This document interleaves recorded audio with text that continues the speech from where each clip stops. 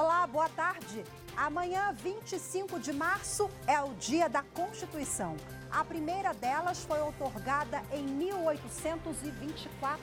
Vai completar 199 anos. De lá para cá, foram mais 7. No Jornal da Justiça de hoje, vamos falar sobre a importância da Carta Magna. Mas esse é apenas um dos destaques do dia. Vamos aos demais. Justiça Federal de Curitiba autoriza a divulgação de informações sobre a operação da Polícia Federal que prendeu suspeitos de planejar morte de autoridades. Superior Tribunal de Justiça mantém decisão que condenou a BMW a pagar indenização por acidente que causou a morte do cantor João Paulo. A BMW não conseguiu demonstrar que o esvaziamento do pneu não decorreu por um defeito de fabricação. E ainda, a Justiça Federal decide que é crime guardar dinheiro sabendo que é falso.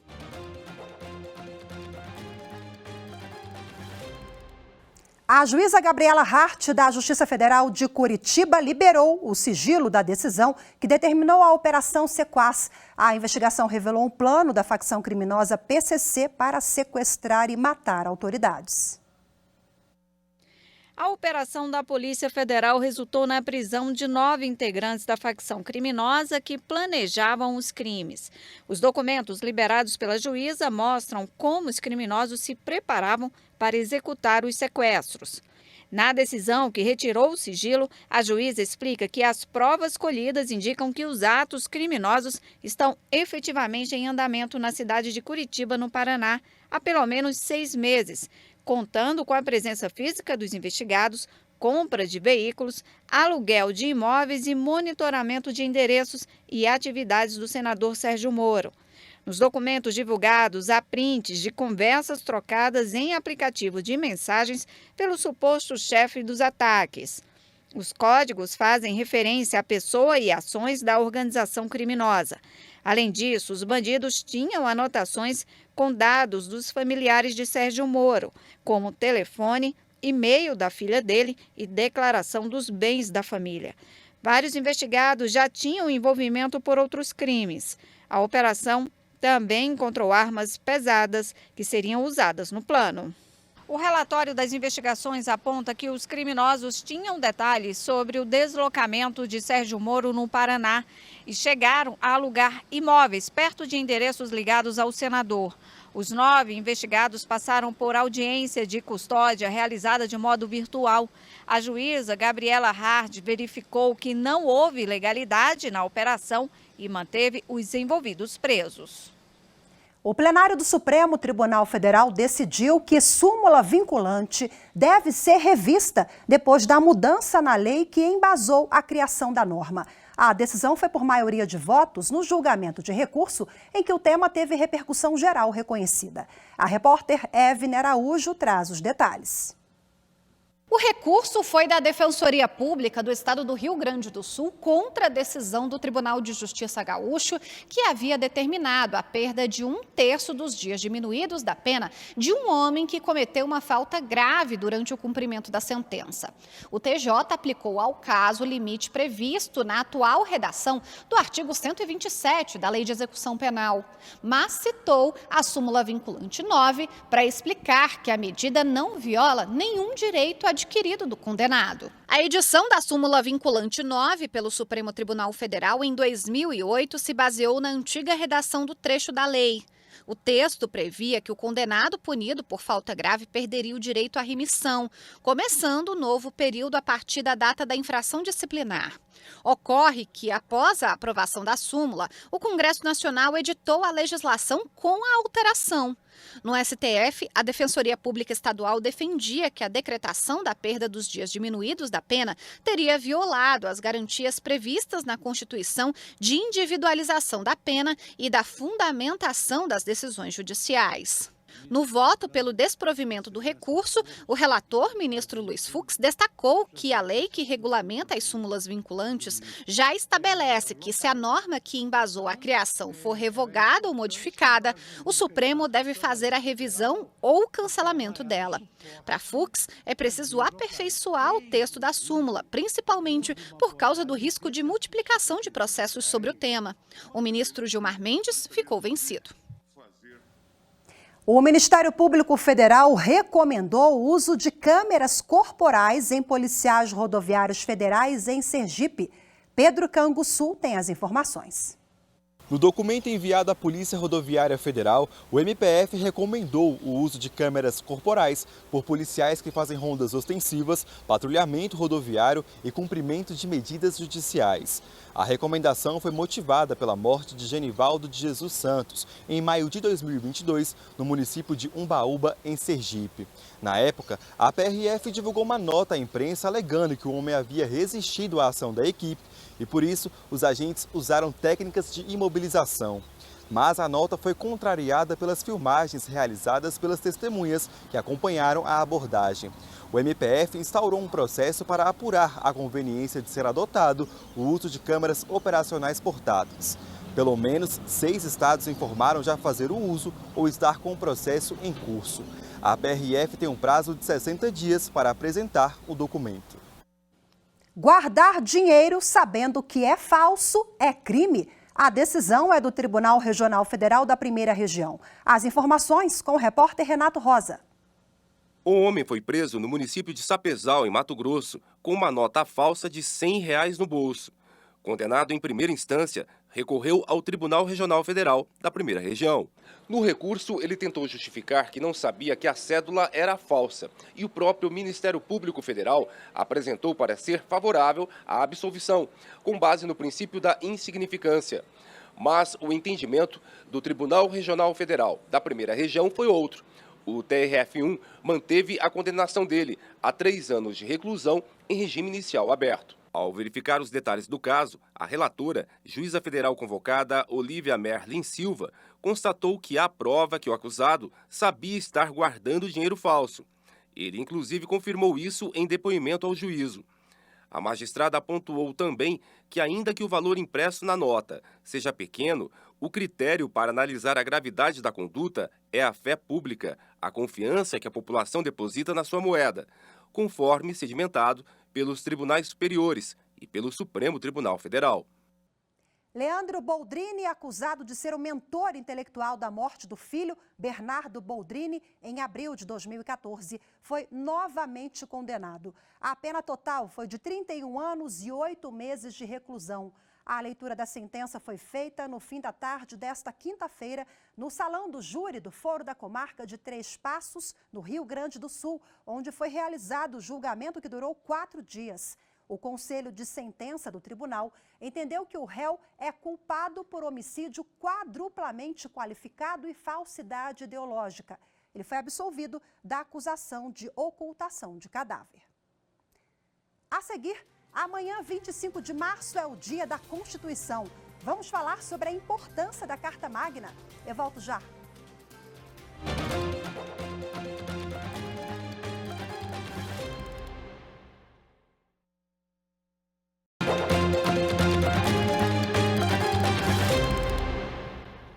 Neste sábado, a primeira Constituição do Brasil completa 199 anos. A Carta de 1824 foi a primeira depois da independência do Brasil e o início do caminho à democracia. A reportagem é de Carolina Chaves. 25 de março é uma das datas em que se comemora a Constituição do Brasil. O dia é marcado pela promulgação da primeira Carta Constitucional do país, outorgada em 1824 pelo imperador Dom Pedro I. De lá para cá, o país teve mais 6 constituições.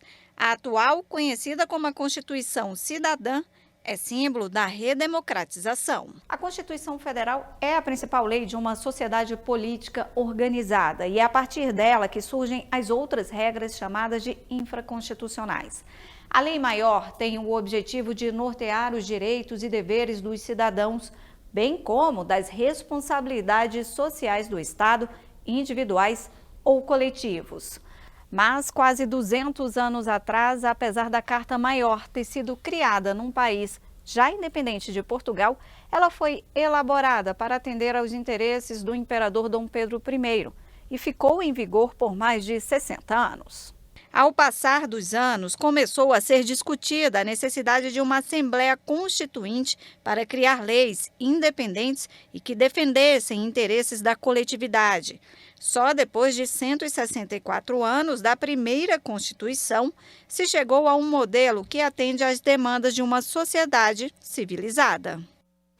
Bom, e agora para repercutir a data, a lei maior do país, eu converso ao vivo de forma remota com o professor de Direito Constitucional da Faculdade de Direito da Universidade de Brasília, Mamed Said. Seja bem-vindo, boa tarde, muito obrigada pela sua participação. Boa tarde, Rafaela. Bom, a primeira carta ela foi outorgada para atender os interesses ali do imperador, né? Então nós vemos que as constituições elas vieram ao longo dos últimos anos se moldando ali à sociedade, ao tempo. Hoje temos uma que atende os interesses dos cidadãos brasileiros, de homens, mulheres, idosos, enfim, uma bem completa, né? Eu queria que você fizesse um paralelo com ontem, hoje, a primeira carta e essa data tão importante que a gente celebra neste sábado.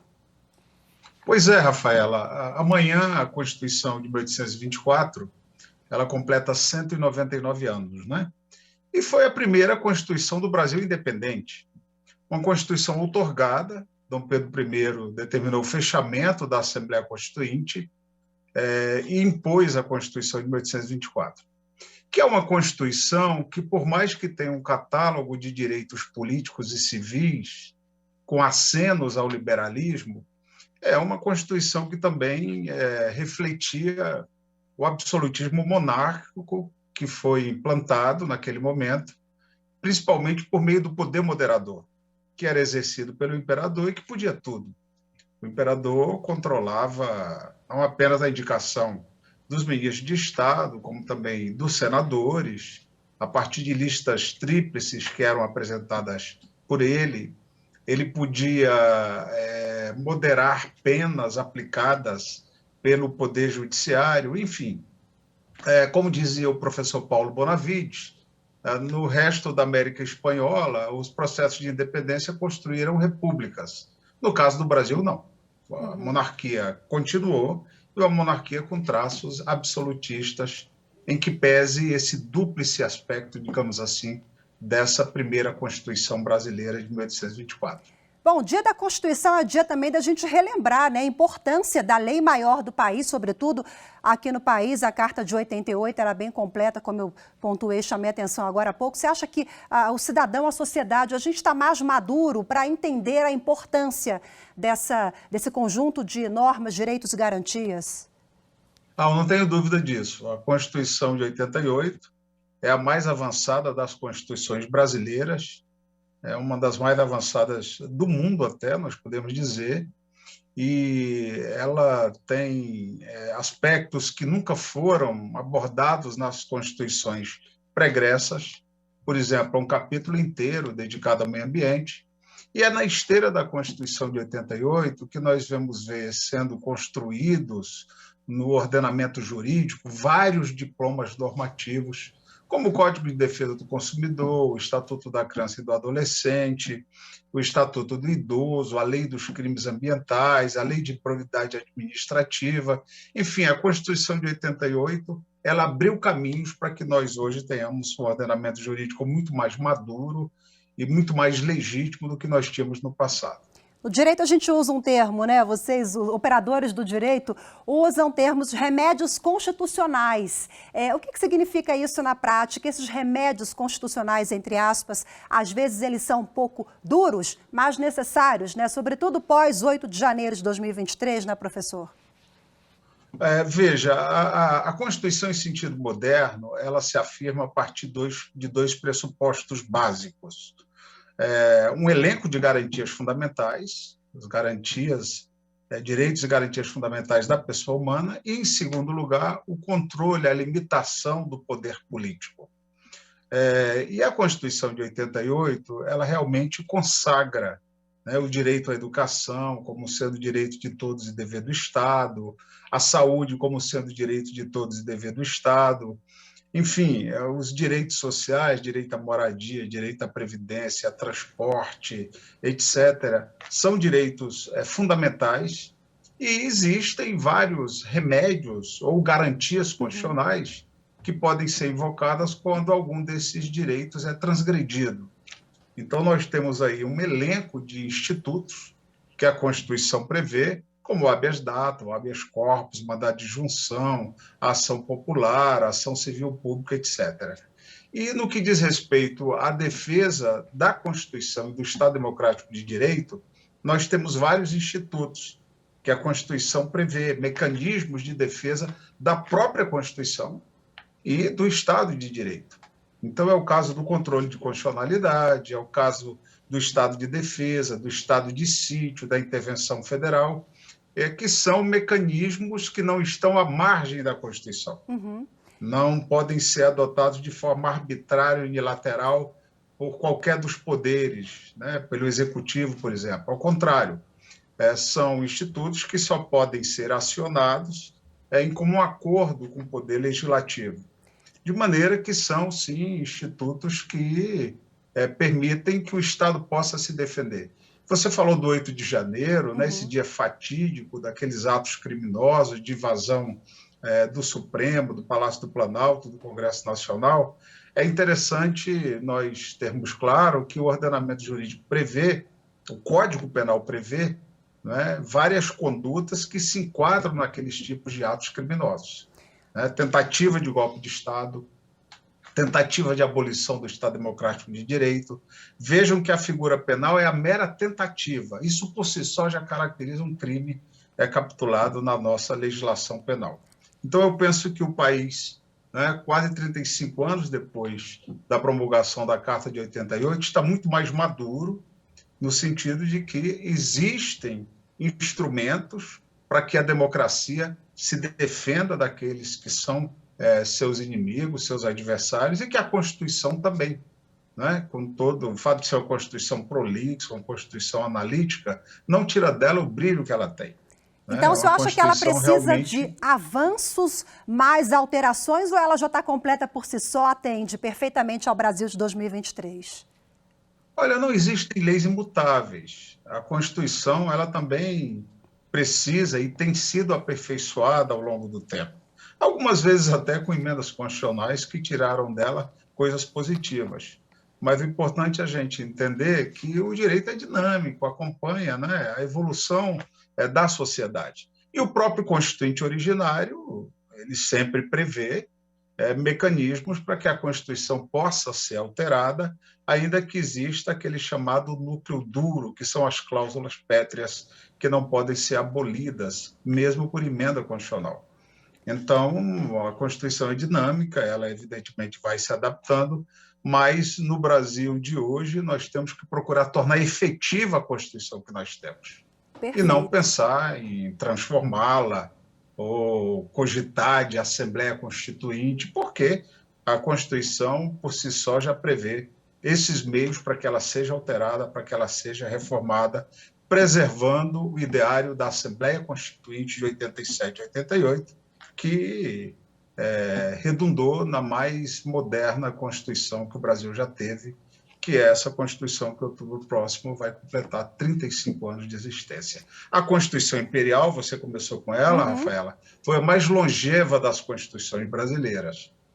Ela durou 65 anos, praticamente não teve alteração nenhuma, mas é um outro momento em que o país vivia uma herança colonial muito pesada, não havia um poder que nós pudéssemos chamar de público, havia muita confusão, né, entre poder público e privado, nascimento, óbito, casamento era feito pela Igreja Católica, o capitão-mor, que dava segurança, era escolhido pelos proprietários rurais, os impostos eram cobrados também por proprietários rurais. Essa ideia de público ela foi se afirmando e desagou basicamente na primeira Carta Republicana, que é de 1891. O senhor tocou num ponto há pouco, falando da Carta de 88, efetividade, né? Eu acho que esse é o grande desafio que nós temos para os próximos anos, né? Dar efetividade ali ao que tem na lei maior do país. Professor Mamed Said, da Faculdade de Direito da UNB, muito obrigada, viu? Pela a sua participação, pelas reflexões todas aqui, uma aula de direito que tivemos há pouco aqui com o senhor. Obrigada, boa tarde. Obrigado, Rafael. Tchau, tchau. Obrigado. Boa tarde. A seguir, BMW vai ter que pagar indenização por acidente que causou a morte do cantor João Paulo. Os detalhes em instantes, voltamos já.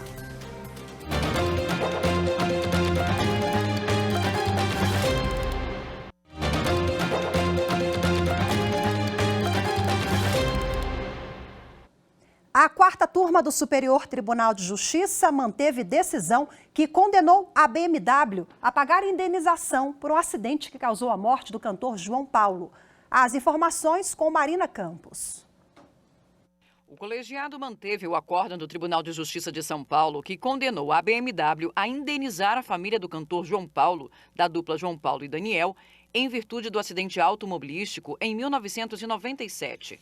Segundo o processo, o acidente que causou a morte do cantor João Paulo ocorreu após um pneu ter esvaziado de forma repentina, provocando o capotamento e o incêndio do veículo que o artista dirigia. O TJ de São Paulo fixou indenização por danos morais para a viúva e para a filha do cantor, no valor de R$50 mil para cada uma. O TJ considerou que, embora a vítima tenha contribuído para o acidente ao dirigir em alta velocidade e não utilizar o cinto de segurança, a BMW não conseguiu demonstrar que o esvaziamento do pneu não decorreu por um defeito de fabricação. Além da indenização, o Tribunal Paulista estabeleceu pensão mensal à família. Tanto a BMW como a família recorreram ao STJ. O relator dos recursos, ministro Marco Buzzi, lembrou que, conforme o Código de Defesa do Consumidor, o fornecedor responde, independentemente de culpa, pela reparação dos danos causados aos consumidores por defeitos do produto. Segundo o ministro, caberia à montadora e não ao consumidor o ônus de provar que não houve defeito de fabricação. No Pará, a Justiça condenou 5 pessoas acusadas pelo Ministério Público Federal por submeter pessoas a trabalho escravo e tortura. As informações com Érica Picelli. Todos os acusados estão presos desde junho do ano passado, quando foram denunciados pelo Ministério Público Federal. E agora foram condenados pela Justiça Federal em Tucuruí, no Pará, por submeter pessoas a trabalho escravo e tortura. Os crimes foram cometidos contra 67 vítimas, incluindo crianças e adolescentes, na comunidade Lucas, em Baião. As investigações apontaram que eles eram submetidos a trabalhos forçados, jornadas exaustivas, condições degradantes de trabalho e intenso sofrimento físico e mental por castigos aplicados com violência e graves ameaças. Outro caso de trabalho escravo, dessa vez em Mato Grosso do Sul. A Polícia Federal resgatou de helicóptero 5 trabalhadores em trabalho análogo à escravidão. Eles estavam numa propriedade rural na região do Paiaguás, no Pantanal. Os trabalhadores estavam isolados em meio à mata. A condição de trabalho análogo à escravidão foi configurada devido às seguintes características: trabalho forçado, jornada exaustiva, condição degradante do trabalho, servidão por dívida, cerceamento do uso de qualquer meio de transporte e vigilância ostensiva no local de trabalho.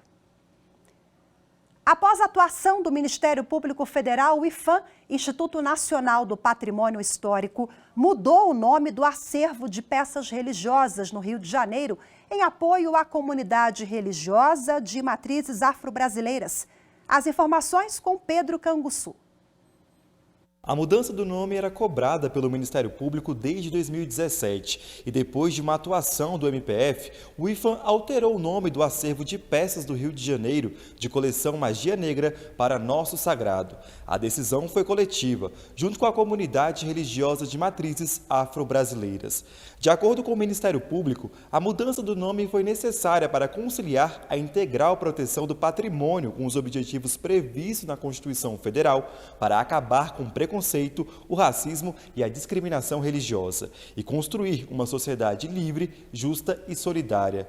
O IPHAN destacou que o processo de mudança constitui revisitação e ressignificação por parte do Instituto dos Valores Atribuídos aos Bens Culturais e é fundamental para fortalecer iniciativas de combate ao racismo no Brasil. O acervo, com mais de 200 peças, está localizado no Museu da República. Estão abertas as inscrições para o Simpósio de Segurança Cibernética dos Tribunais Superiores, que será realizado no próximo dia 31 pelo Supremo Tribunal Federal. O evento é destinado a servidores de tribunais situados no Distrito Federal. Durante o simpósio, os servidores dos tribunais superiores, eles vão compartilhar boas práticas em segurança da informação, metodologia de análise de riscos, experiências em prestação de serviços, detecção e resposta a incidentes, além de conhecer as tendências da segurança cibernética no Brasil. Para mais informações, acesse stf.jus.br. Hoje ficamos por aqui. Muito obrigada pela sua companhia. Uma ótima tarde. Excelente fim de semana para vocês. Até segunda-feira. Tchau, tchau.